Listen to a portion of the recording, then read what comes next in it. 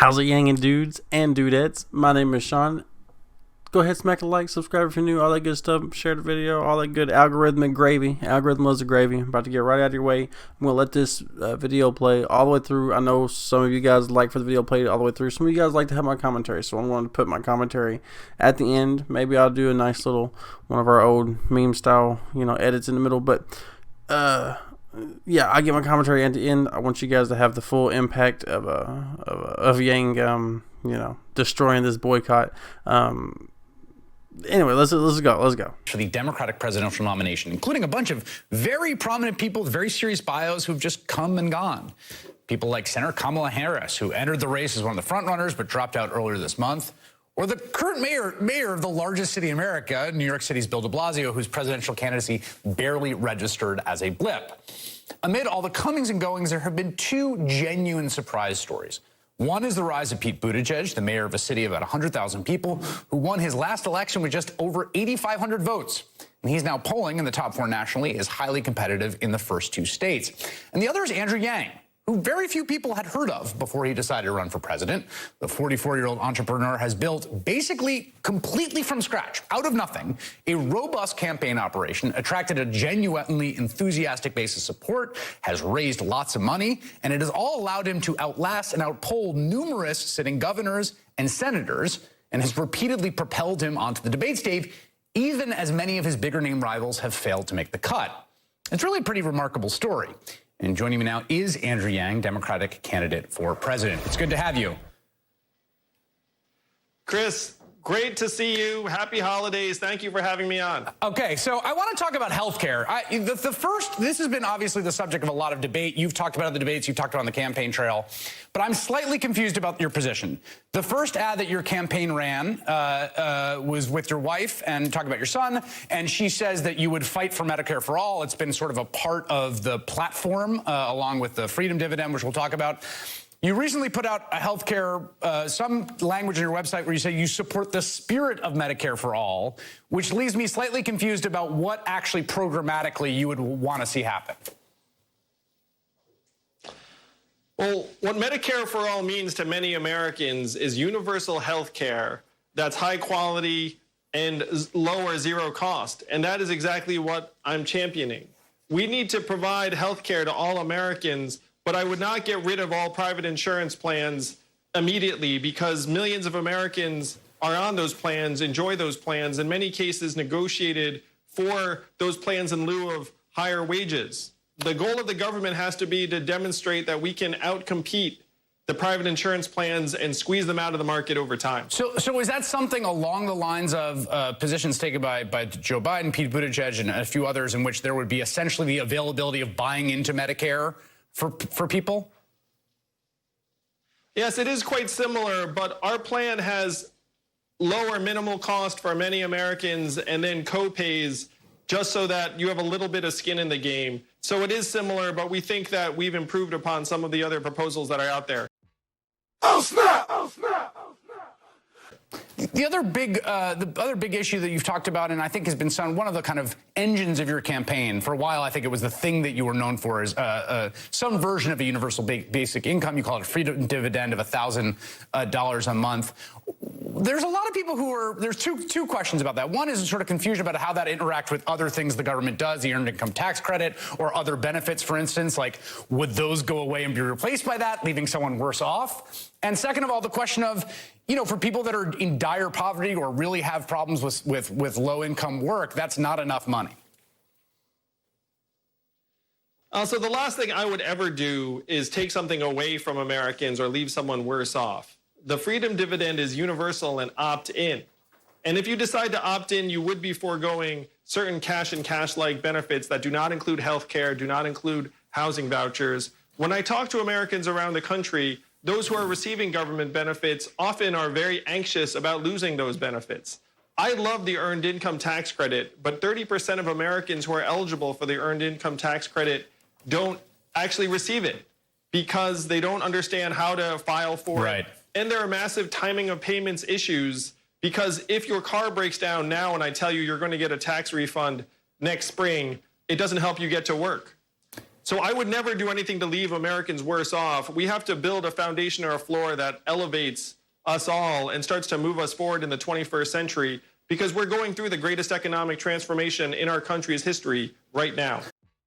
Oh snap! Oh snap! Oh snap! Well, let's talk about that. You talk about the sort of threat of automation, and I think you connect that in some ways. And there's a lot of people, I think, who have a similar school of thought. Some people have written about UBI in other contexts, that automation is going to take away a lot of people's jobs in the future. It's going to get progressively more ambitious in what jobs are automated. You know, the counter to that, and Paul Krugman wrote this up and other people said it, is that that threat has always loomed at every moment of industrial development.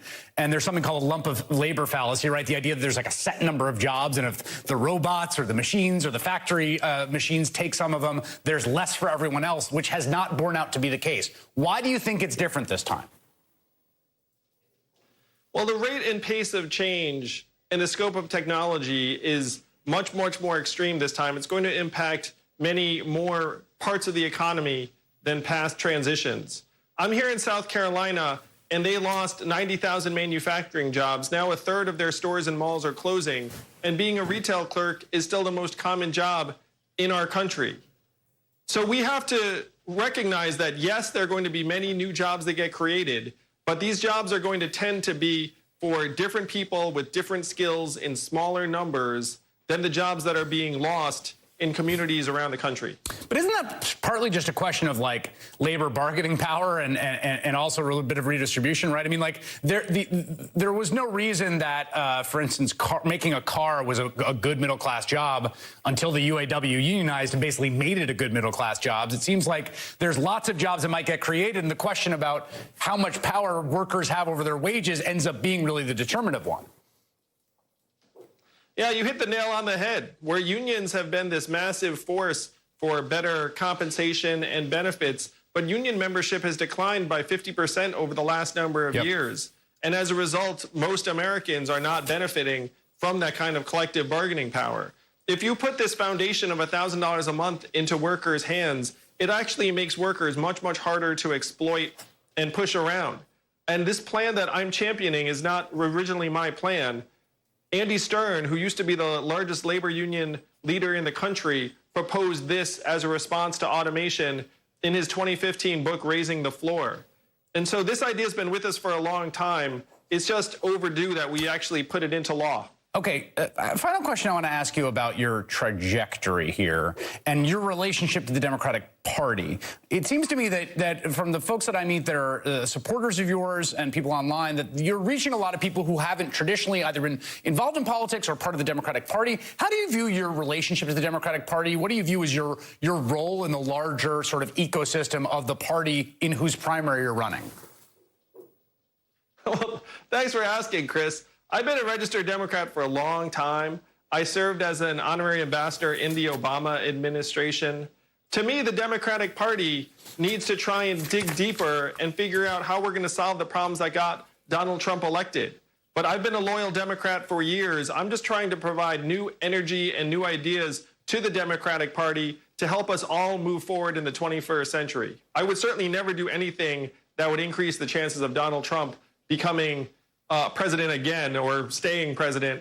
And I'm thrilled that I'm bringing independents and libertarians and disaffected Trump voters into the fold. That's how we're going to grow the Democratic Party, and that's how we're going to beat Donald Trump in 2020.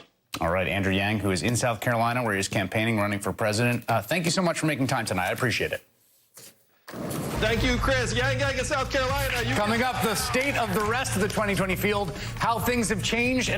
All right, Yang, he's so nice in the way he corrects people, but make no mistake, they are corrections. They might not be as, I guess, vitriolic as some of us on the right want to see from Yang, but at the same time, though, he nails each question expertly. Like the one on his health plan, it's just obviously better. I mean, they try to compare him to Pete Buttigieg, but it's better because he's not a one-issue candidate like all the other ones. Like, I want to just do Medicare for all. Well, that's great and all, but is your plan realistic? And that's the only thing you're running on. I don't know what else you've got going on. Any of these other candidates, Warren, Bernie, they're really a one-issue candidate. You know, they're not for getting money out of politics like Yang is. They're not for all kinds of I mean, not that I know of. They're not running on that alone. Yang's running on UBI plus all of that stuff, plus his healthcare plan. Not only does it solve every single problem that Bernie's does, it drives costs lower. It won't cost $1 trillion, and 13% of the economy will not have their paychecks removed overnight. Because you got to think, yeah, you might not like private insurance companies, and they might be the devil, they might be evil, and they might, America would obviously be better without them. You might be right, but at the end of the day, if that rug is pulled out tomorrow, Susie has a family to feed, and she's the clerk at the insurance place. See what I'm saying? And all that's just gone overnight. And the way Yang wants to step it out and phase it out is something that's actually viable, something that's done, that could actually get things done and actually get passed. So it's just the way it is.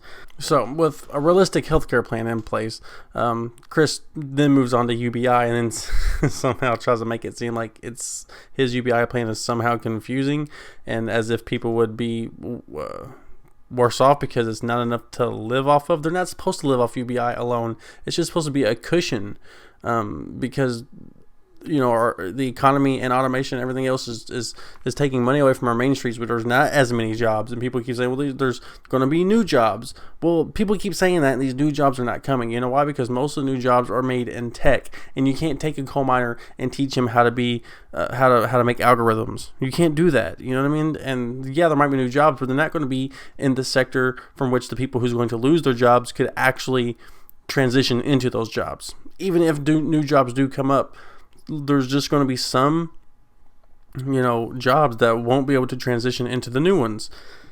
It is the way it is. And what do you mean if they're worse off? Like, having an extra $1,000 helps. Even you're not supposed to live off of it. You know what I mean? Like, let's say you're working at McDonald's now, and you and your friend are roommates, and you're barely making the bills. Well, now each one of you have $1,000. That's a lot better off. So you're just saying because you can't live off $1,000 by itself, you shouldn't get it?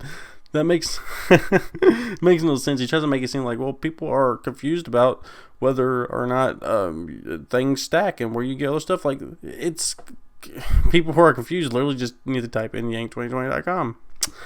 That simple. You know what I'm saying? That simple. So yes, Yang is nice about his corrections, and I guess his answer at the end, about how to defeat Donald Trump at the end, it's always a nice little subtle dig to the media. You know what I'm saying? Like, we got to realize the problems that got Donald Trump elected. That's the media. That's the establishment. That's people not wanting to throw that monkey wrench in the system. We're like, we don't care that Trump is horrible. We're going to show everybody in the world that the establishment is not going to control people. That's the way it is. You know what I mean? So, I don't know. I love that answer. I just love that answer every single time he does it. Now, I wish he would have brought up the boycott, but that little subtle dig there, that's enough for me. You know what I'm saying? So that's all I got for you guys. I hope you guys enjoyed the interview, enjoyed everything, and I just want to get this up here as quick as possible. Might be a little late until I get my next video up, but it should be the shout out video, the pregame show from the live stream, and hopefully donating some of our merch funds to Yang tomorrow. Yeah. Anyways, I'll catch you guys later. Appreciate you.